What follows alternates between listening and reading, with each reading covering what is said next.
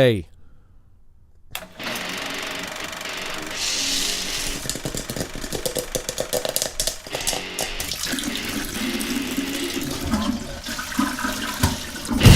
We are Popcorn, Piss, and Vinegar, giving you a raw take on movies, television, and pop culture. My name's Chris. My name is Scott. And my name is Batman. That's it. JB4 in the house. Hey, welcome That's what back. the B's for. Everybody's so irritated today. JB4. This is so great. It's going to be a great show. But it's good that everybody's irritated, because the thing with it is that the our now patron saint of Piss and Vinegar, the Punisher, that's what we're going to cover. To be honest with you, I was so... this has been my first round watching The Punisher. I've never even seen it to accept the watch assignment for the show here, and I was so thrilled with season 1. I don't know, man. I think it's probably... Let's just sit on that for a while, and then the next episode you we'll do barreled season through 2. season 2, did you not? I barreled through everything, dude. Yeah. I watched the whole show in like 10 days. I mean, I Wow. burned through it. 2 seasons in 10 days. That's pretty rad. I actually didn't get to watch the Daredevil season 2, so I'm kind of walking into this fresh. The only Netflix shows that I've seen previous to recording this show, well, now The Punisher, but I saw Daredevil season 1, I saw Jessica Jones season 1. Other than that, I haven't seen anything. I haven't seen any of the Luke Cage. I haven't seen any of the Iron Fist. I haven't seen Defenders. Don't. I haven't seen any of that stuff. I don't know that you need to even see season 2 of Daredevil. No, I followed it pretty. Yeah. It was pretty easy to follow. But I mean, dude, I know the character, so I mean that was it. But I mean, John, you watched season 1 when it was first released. Huh? I did, yes. And same with you, So did Scott? yeah. I thought it was really, really great. All right. Well, cool. Well, look, we'll sit on season 1, and then we had a little bit of a poll question that we put on the PPV group there. So we'll cover that a little later. But let me start with some background on the Punisher. All right. So the Punisher made his first appearance in The Amazing Spider-Man 129, which was released in February of 1974. He was created by writer Jerry Conway and artist John Romita Sr. and Ross Andrew, with the character's name greenlit by the editor-in-chief at the time, Stan Lee.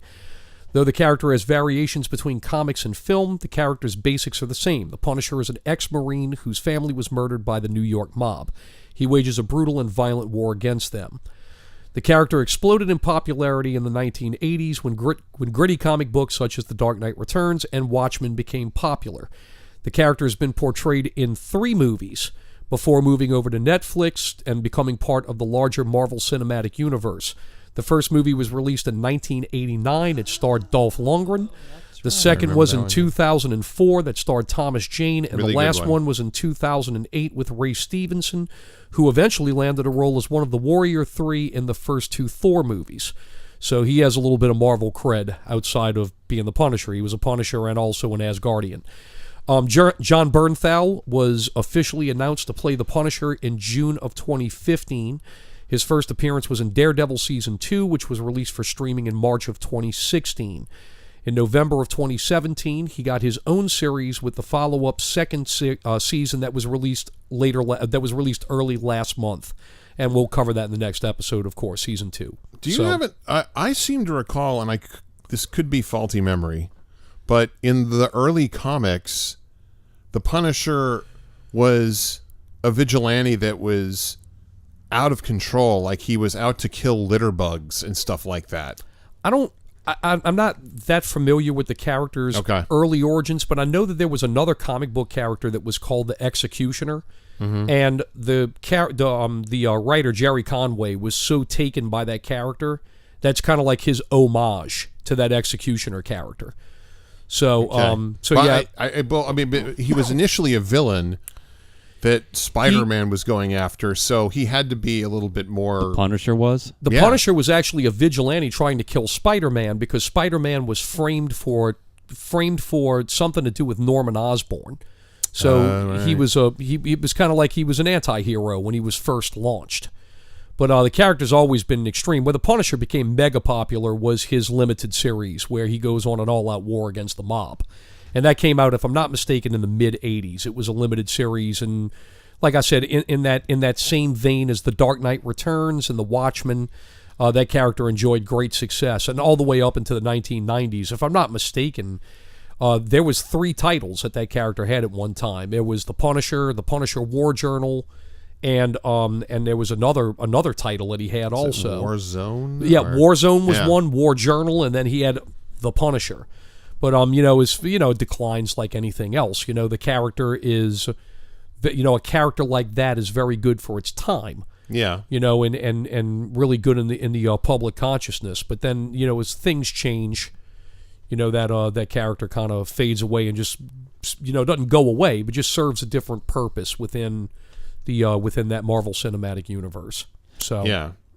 I definitely think they served a good purpose in season 1 and in Punisher season 1. I think they sort of took that vigilante and sort of, I'm not going to say flipped it, but gave it another life where it just wasn't all vigilante. Looking at Netflix, not Netflix, looking at TV and looking at cinematic universe for Marvel, they really are two different, totally different animals. Whether we're talking about the Agents of S.H.I.E.L.D. stuff or the even the Netflix stuff, all of them are different animals, and they kind of fit their own purpose, whether they're good or they're bad. Talking about the MCU, I still stand heavily in favor as the Winter Soldier being my all-time favorite Marvel movie. It's still my favorite. I still think out of all the entries, I think it's the best one. This Punisher series on Netflix, especially this season 1, dude, it's better than what is in these movies. Wow. It is, the writing is incredible. It's Yeah. not, it's the acting and all that stuff, but man, the relationships between these characters, I mean, the way that they just kind of weave all of these different characters and their subplots and how they build into one another is incredible. This season 1, I was literally blown away. And I mean, like Netflix, I take my little portions, dude. Like, I'm sitting there pissed off because I can only watch so much in a Right. day. I would have watched it in Right. a friggin' day if I had the chance to do it. Right. But, I mean, amazing. Top shelf, man. I mean, just the writing, the acting, the casting. John Bernthal, man, look, this guy, Nailed it. I'm not saying as a joke, man, this dude's an American treasure. He is. He really is, He man. is. I mean, you want like basically a Sicilian meathead that beats the crap out of everything, dude. It's like I'm not even mad that he's typecast. I want to see Right. everything he does in that. I mean, So we didn't bring up the one thing that I know I brought up to John when this season came out, but I don't think we've brought up to you. When that season opens with the Punisher, with Frank, is that not Tsar? Did you not look at that and go, hey, I know that guy. Did he not look like Tsar? That's Yeah. a swole Hood, czar. beard, Yeah. the whole thing. Yeah. I was immediately like, hey, they made a show about him. Hey. He mad.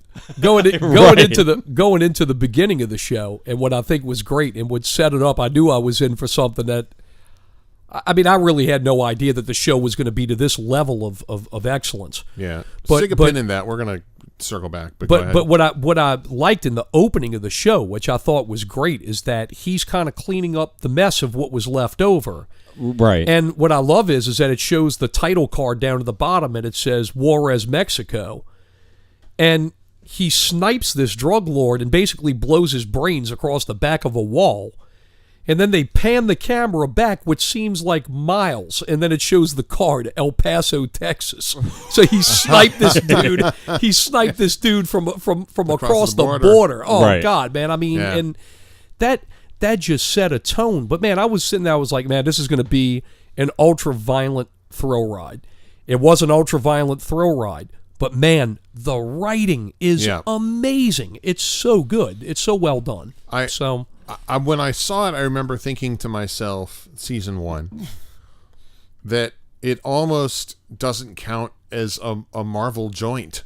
Only because, I mean, it's removed. It is removed. They don't talk about superheroes whatsoever. You would never know if that was the only show you watched that it occurred in a universe where there were, flying heroes and mutants and whatnot, Well, it may as well have been like a really good Hawaii 5-0 or, whatever. Right. Well, I think eventually we all know that the Netflix programming, the Marvel programming on Netflix, I don't know, provided this doesn't get canceled. I mean, I kind of have a feeling it it's is, getting but canceled. but You the know thing with it is. is that eventually this Marvel stuff is going to fade away, and I'm going to fully intend to watch it before it goes. In fact, Yeah. it's I now have a pretty good system to where I can nail Netflix shows pretty good. But I just need a little bit of breather because I took so much information in 10 days. But I'm going to go back and watch stuff. But man, it's like I almost feel like I hear a lot of negative stuff about Daredevil season 2. Mm-hmm. It's like I almost don't want to. Like now that I've seen this, it's like I don't want to sully the character playing second fiddle to something else because. Yeah, I don't You even, have to other be things honest, to do I in don't your even life. think I'm really going to watch Daredevil season 2. I know I'm not going to watch Iron Fist. I'm not going to watch The Defenders. I'm not even going to waste my time with that trash. No. But I think the Jessica Jones season 2, I'm going to catch that. And I mean, Daredevil is one of my all-time favorite superheroes, man. I mean, I'm going to catch it in season 3. But I mean, it's like I almost kind of feel like I don't want to catch and like diminish the Punisher because it's so removed from that stuff. I would argue that it doesn't diminish the Punisher. It just, you want more of the Punisher and less of the Hand, which is just, it just feels like a fill in the blank. It feels like a rough draft for a villain that they never got back around to making good. Oh. Yeah. You know, but when the Punisher shows up, it's great. Yeah, well, he's from what I did some reading on it to try to kind of get an idea as to what's what. They say he's in every episode of Daredevil season 2 sans 1. He's only like in not one episode. Really? In Daredevil season Yeah, 2? He's in Yeah, they half. say he's in every episode. Well, but- even if it's just spatter, but they Right. say he's in every like episode he may show except up at the very one. end of episode 1.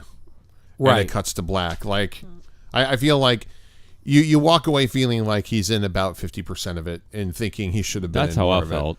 Yeah. He was in 50% of it. So Yeah. so before but I'm going to give the basic plot here, and then we can kind of drill down on this stuff. So the plot of season 1: Frank Castle is on the run, but finds himself allied with David Lieberman, also known as Micro.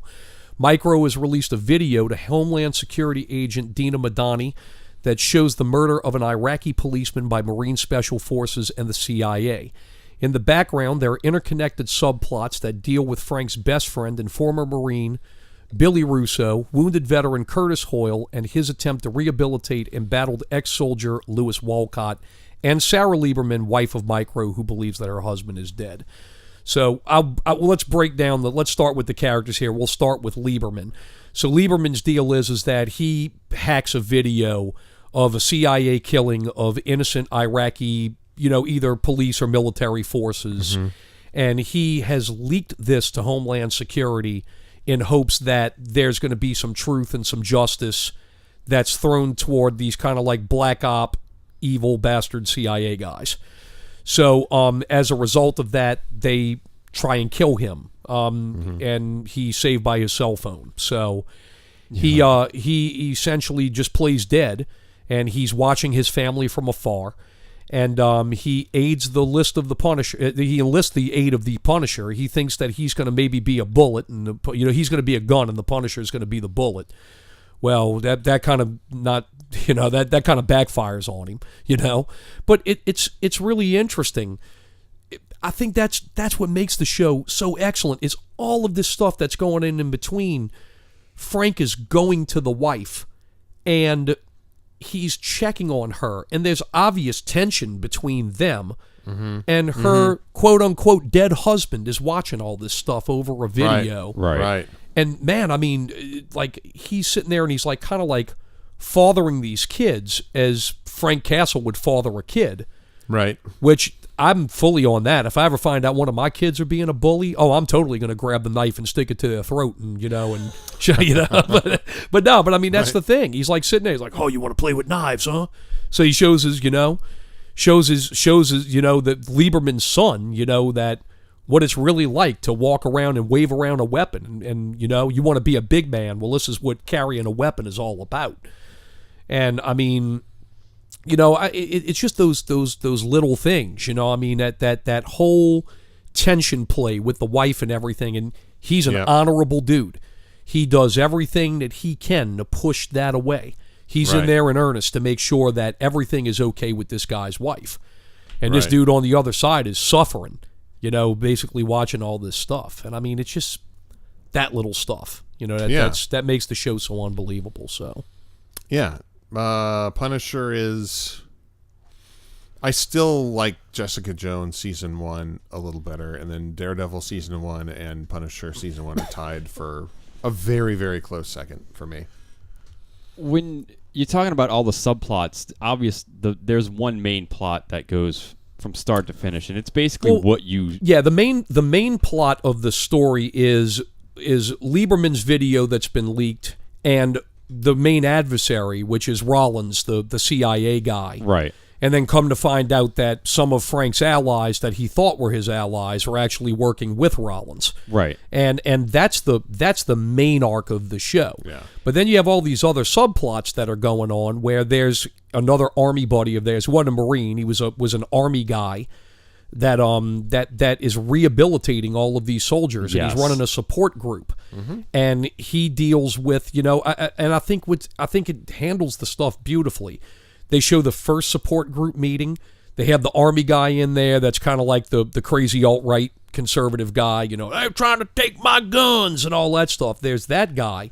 But what I think's cool about it is that even though that character kind of turns into a piece of trash as time rolls on, what I think's good is, and I like how it's dealt with, is that in the show, the guy starts his big whole thing of they're trying to take our guns and everything, and then the other guy sits there and basically says, hey, look, man, you're an idiot and all that crap and everything. And Curtis, the guy, sits back and he says, man, look, listen to this dude. We have to sit here and listen to stories about how you're in a strip club all night.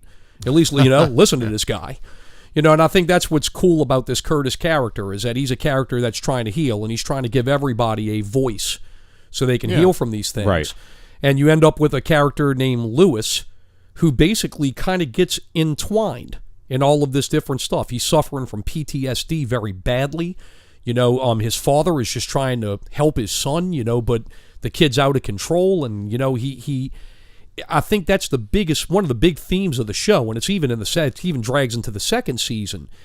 It's characters that have a very specific thing that they've done through their career, and now they're trying to find a purpose. But the thing with it is how do you find a purpose for a person who's a friggin' killer?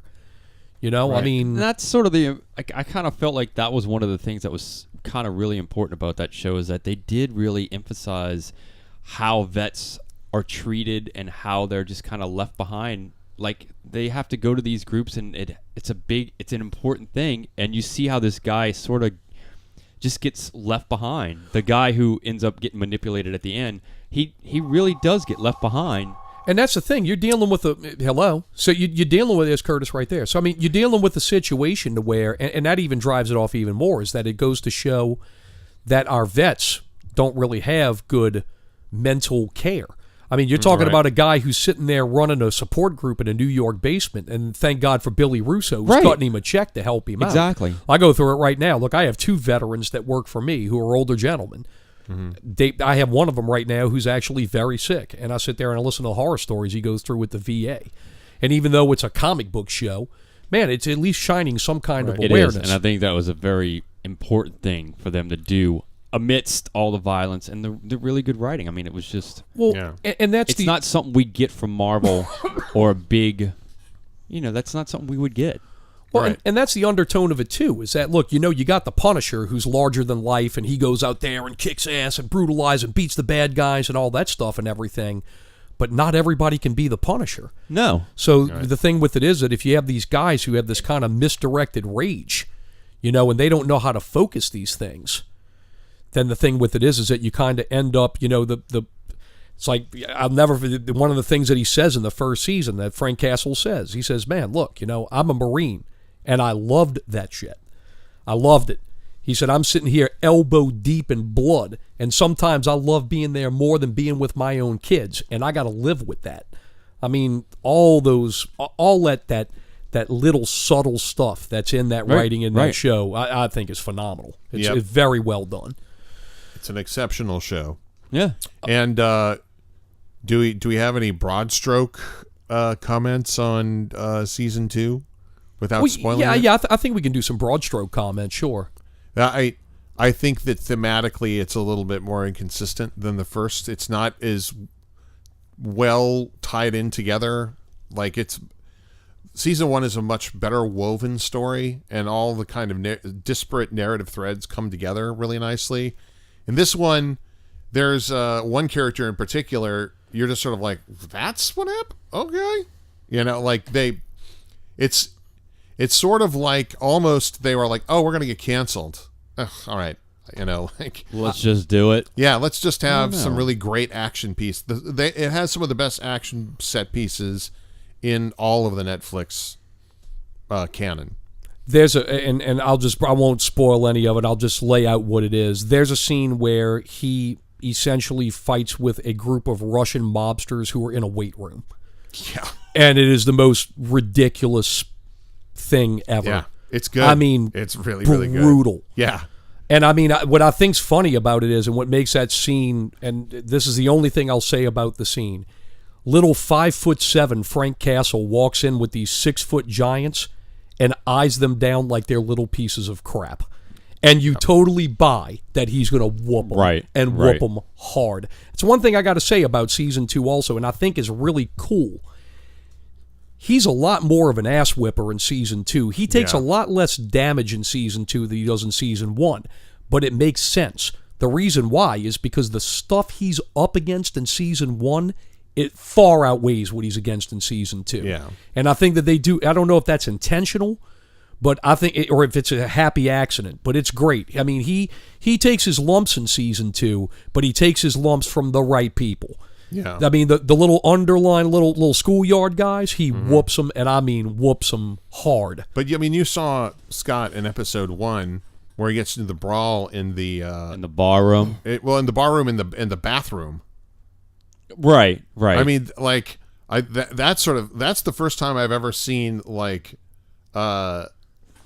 basically a true, I mean, other than, like, Atomic Blonde. Yeah. Like, no regard given to gender. It's just it doesn't matter. throwdown. You're my way. Here we go. And Yeah. let me use every possible thing that I have to.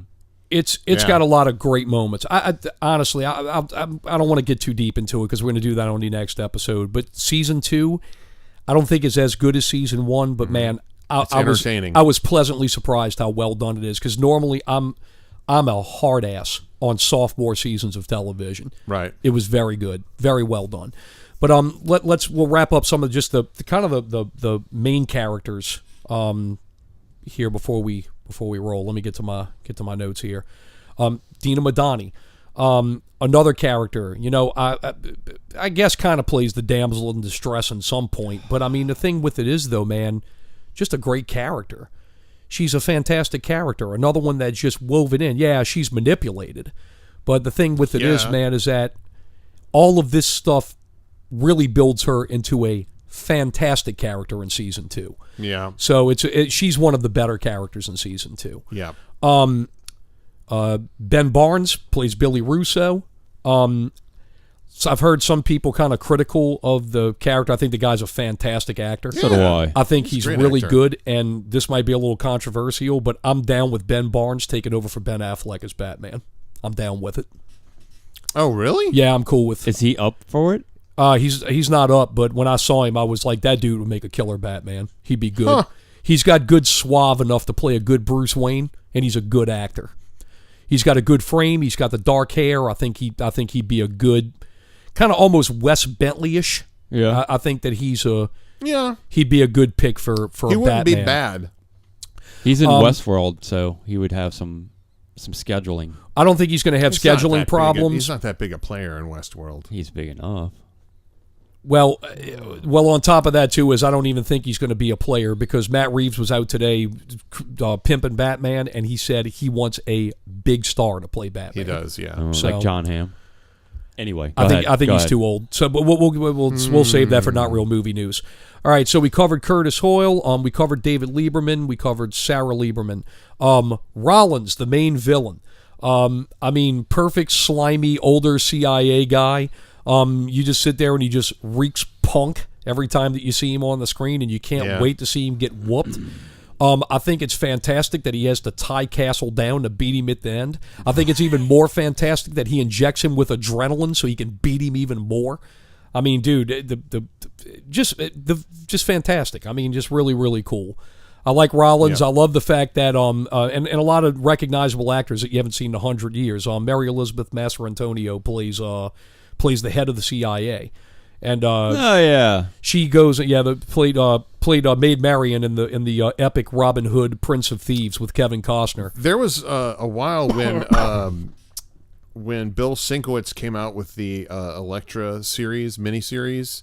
There was a lot of talk that Mary Elizabeth Mastrantonio would play her.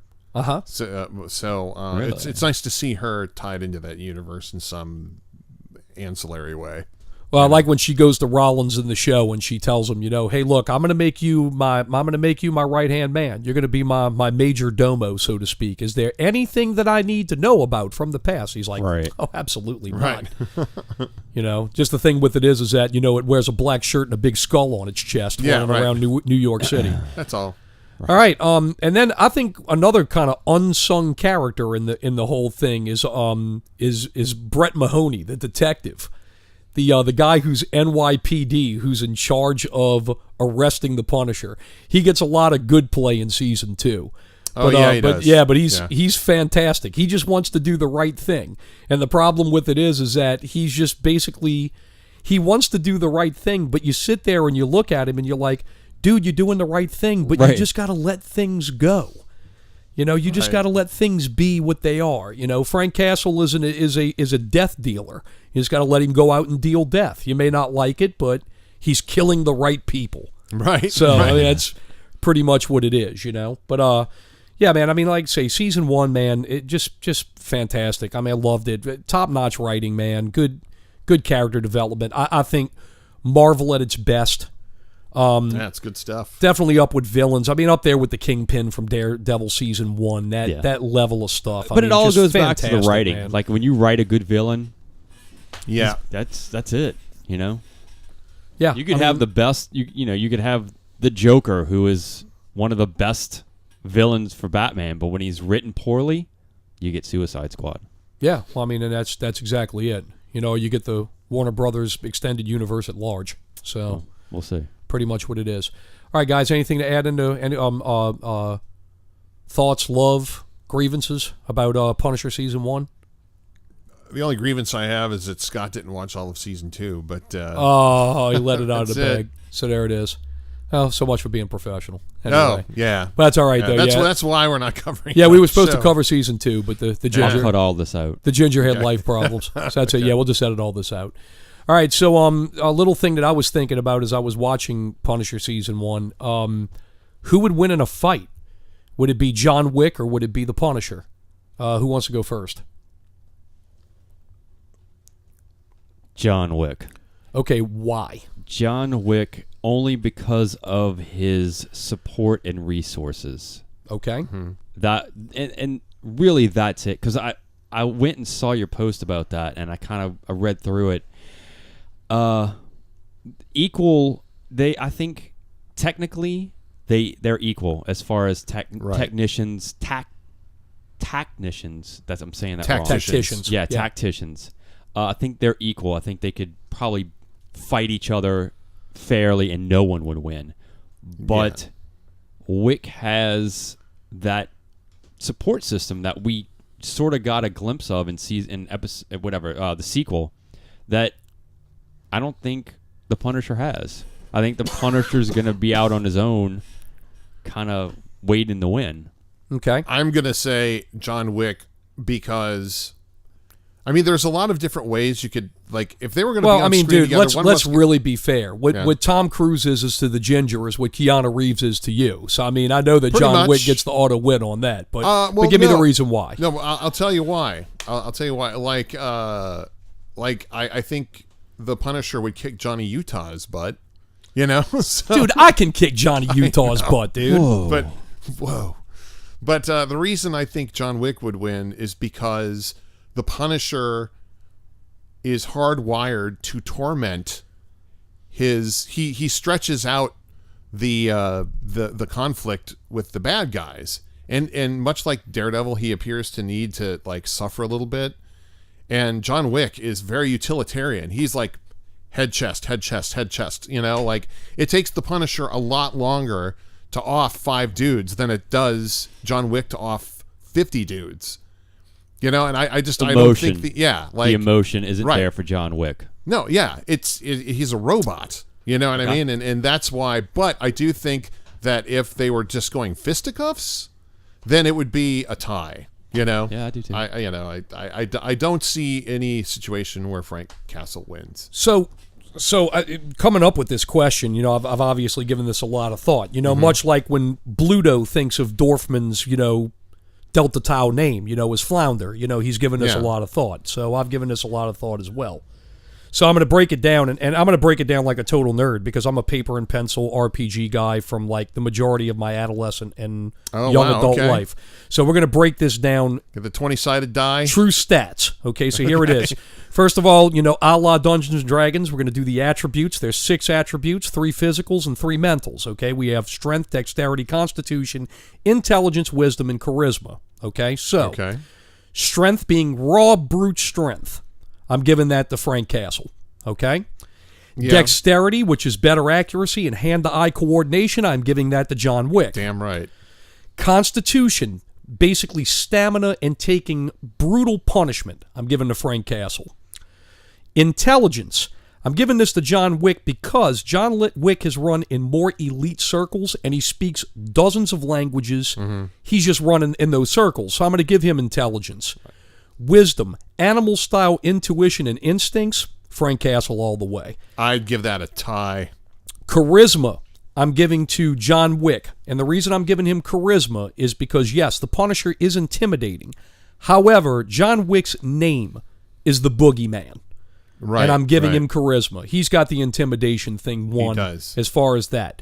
So we're tied on attributes. Okay. I'd love to see a mini-series of this, though. Skills. Both are trained as Special Forces Marine operatives. Wick was a professional assassin and fought his peers, giving him an edge. His ability to speak multiple languages and politic in secret organizations gives him a wider skill set. So he is more skilled than Frank Castle, giving him the win. Resources. John Wick had affiliations with both the Russian mob and the Continental, but both have turned on him. Though they aren't allies, Castle has contacts in Homeland Security and they have intersecting goals. Additionally, Castle has an NSA hacker as his partner. Frank Castle wins resources. Wait. I'm just giving you my take. Your take is based on 2 movies. My take is based on 2 John Wick movies and 2 Punisher series. That's what I'm going off of. All right. That's what I'm going off of. What I have, the information. Villains. Wick does fight trained assassins and goons for the Russian mob, but so does Castle. However, Castle also fights Special Forces trained mercenaries as well. Outside of the rank and file, Rollins and Russo are far superior villains than a Russian boss who simply sits in his office shaking his head that his sniveling little shit Game of Thrones weakling stepped on Wick's beagle. Frank Castle wins villains. Intangibles. Castle has an almost elemental fortitude. You can beat him, stab him, shoot him, and even beat his brains in, and he keeps coming. He can't help but do what he sees as right, but has no illusions as to what he is. He's an instrument of blunt force trauma and even admits that at times he enjoyed killing more than being with his own family. John Wick is also an instrument of killing, but he's more intelligent and precise. For 2 characters that are so similar, Wick chose to walk away and lead a normal life. He didn't choose to return to his old life. Some idiot made the sad mistake of pulling him back in. Even retired and rusty John Wick returns to the fold as some sort of forgotten boogeyman that exacts ruthless vengeance. Winner, John Wick. Overall results, tie. If there was any comic book rivalry that I've ever seen, it'd be a good one. Wolverine versus the Punisher. Wolverine smokes that dude. Totally. Batman versus Captain America. Batman smokes Captain America. It's always this lopsided nonsense. When you're talking about fictional characters like this, this is the most evenly matched, neck and neck, evenly matched thing. And dude, if they made this a fantasy series, this should go on forever. I wish John Wick was actually part of the Punisher universe and vice versa. I really wish he was. My only question to that is, we sort of know what we know what Frank's past is. correct? I mean, we sort of know where he came from, why he is like he is. Well, I mean, I think it's broad brushstroke. I think the thing with it is it's just like John Wick. We know John. It's not like John Wick, though. We don't know what he did. We don't know who those enemies are. He was a Marine. He was a Marine. He was a Marine Special Forces. His tattoos give it away. What? Dude, you know how many John Wick wikis I read for this information? So what was he when he was John Wick?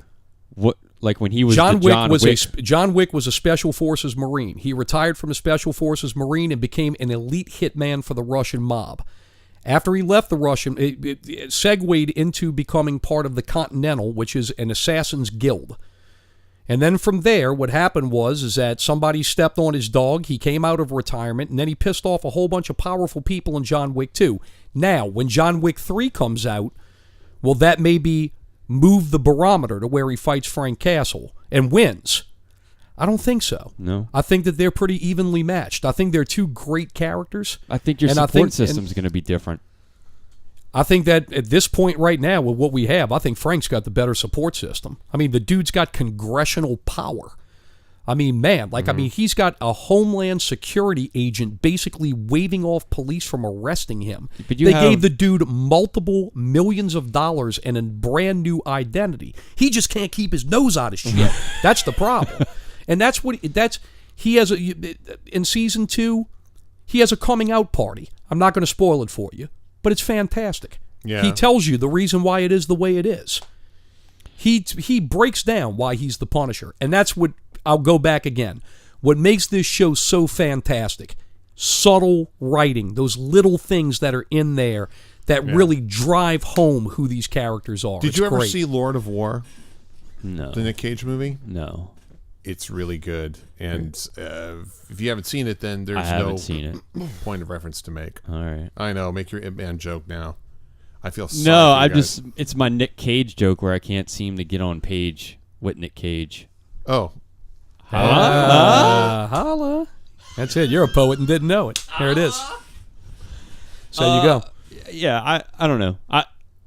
I'm fair with the tie. I'm all about the tie. I just feel I really don't see how you have it any other way. The support. I keep going back to you're talking about Homeland Security, but John Wick does have this group that could do this thing. Now, he's got the whole Continental wants to kill him, but he still has allies. Yeah, he's got allies, and but he's still alive. It's all about. I mean, it's all about timing. If we're talking about up to present, he's sort of. I mean, I am talking about up to present. Yeah, not including this. We don't even have to include. He's got this allies, but the thing with it is, though, is that it's proven time and time again that he may have allies, but some of those allies will turn him in for money. I feel like that's the same with the Punisher. Yeah. Oh, I don't think there's any illusion at all. Homeland Security until he wipes out an entire bank, and then he doesn't have Homeland Security anymore. The Punisher has a very thin line of an ethic code. I mean, dude, he wants to kill people. I mean, straight up. Yeah. Straight up kill. I mean, and that's the thing. Wick is more precision. Wick is more of a guy. To Wick, it's a look, I'm going to go in here and I'm going to shoot off 50 rounds and I'm only going to miss twice. Right. And I'm going to shoot everybody in the kneecaps and I'm going to shoot them in the face so they can't even reach for their gun. Frank's going to walk in there and he's going to relish killing everybody. Right. He is going to savor every moment because that's what he is. Right. That's what he is. Emotion. He's like Rocky Balboa. He's an elemental force of nature. The first Rocky movie, not the bullcrap after. Yeah. Talk about Rocky 1 Rocky. He's elemental, dude. I mean, that's his thing.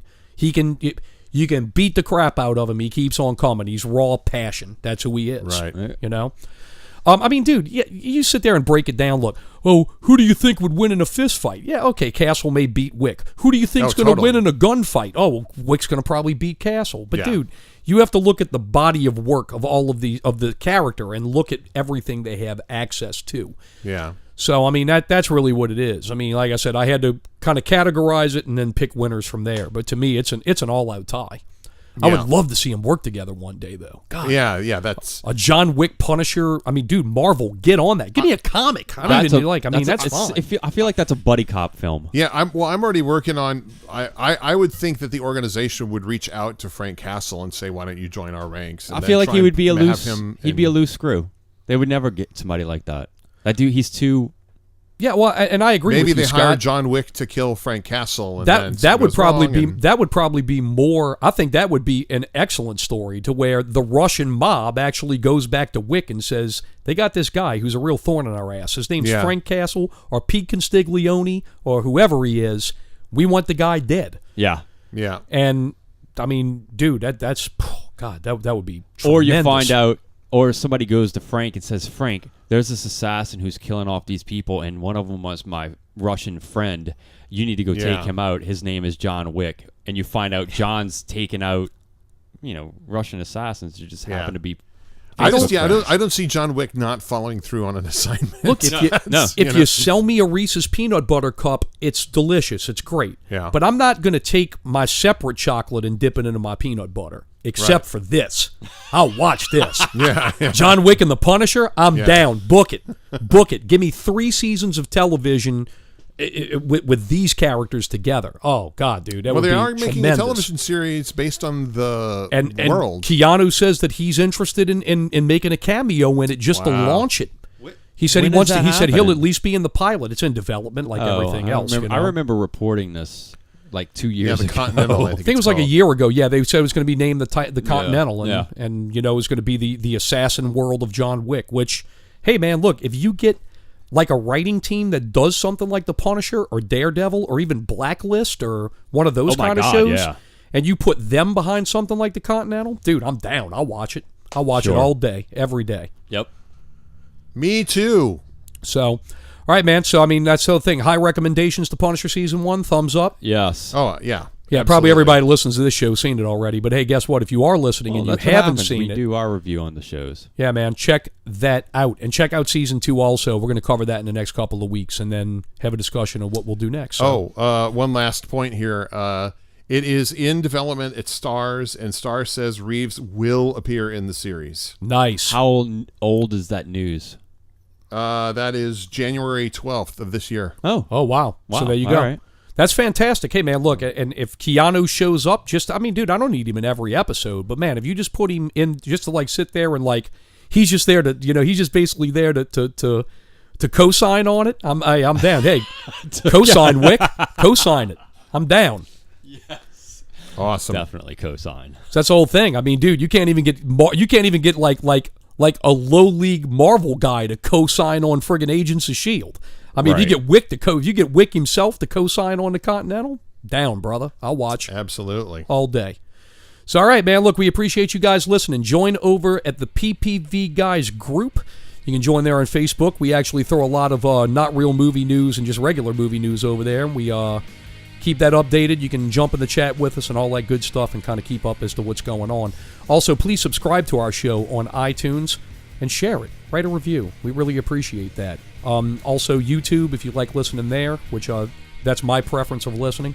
Me too. Or if you also want to check us out on Twitter and drop Scott a little message over there and all of that stuff. Tell him that he's wrong. I would really appreciate that. So Me too. Works out good. All right, well, look, we appreciate you guys listening. And scene.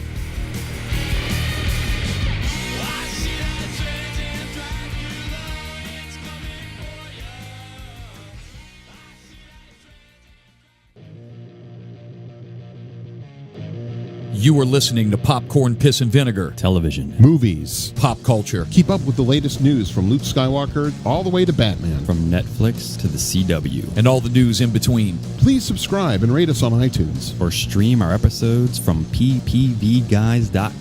You can also find us on Facebook and Twitter at PPV Guys. Check out our friends Not Real Radio at notrealradio.com for our segment Not Real Movie News. Should you listen to more? Yes. Will you agree? Maybe. Jury's out. Indeed. Thank you for listening. And action.